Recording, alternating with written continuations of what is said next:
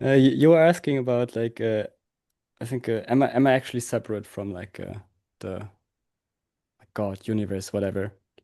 And yeah, I was contemplating it a little bit afterwards, and yeah, with these assumptions, these unquestionable assumptions, right? I think I realized that that's like an unquestionable assumption for me that the universe is separate from me. Mhm.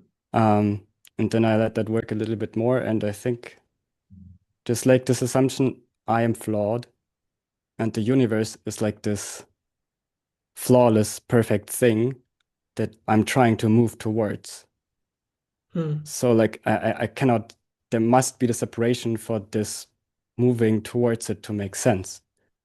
Because I've like over the years structured my life as a moving towards that flawlessness, that liberation. Uh, Damn. yeah. I think there is a schema in the pointing out that I think is also aligns really well with Taylor's transmission. Um, it starts with the view or the pointing out of the description, the mechanism of how reality is, how appearance appears, and then similarly, then we see that it's nothing is separated, um, is contained within all the appearances. So essentially pointing out the right view, or in your case, Matthias, would be like, okay, there is this presence of God, right? And then you recognize it. But then you also then stumble upon the paradox, which is you feel it and then you feel disconnected from it. And then you try to get back. But you know, trying to get back is already a wrong view, right? So how do we contend with this paradox? Well, based on the training, they have three words, which is view, familiarization, and confidence. And what that means is first you get the view correct, like you know what is the right basis of reality.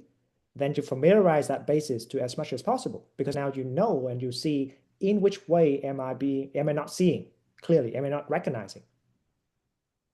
So familiarize to more and more aspect of life, like this situation, that situation, until the third point, which is even during more and more challenging situations, say you experience a loss of a family members, do I still have the confidence that there is still a presence of God even at this point of grief? That's no small thing. But that's the schema of the training, which is you get the view or you get the recognition, you familiarize that recognition, and that's the point of all the meditation practice that we're doing. So that it's they say that so that it perfumes every part of your life, everything, until the point of confidence, that doubt, the certainty.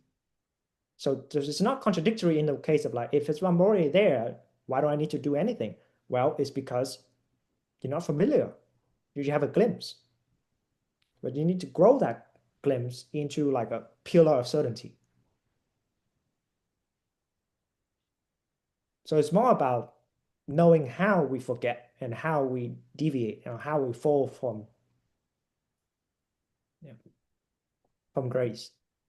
And then we keep practicing. So we just then it's almost like switching to another reality every time we remember, every time we familiarize ourselves. Until it's just like, what reality of separation? I don't remember it.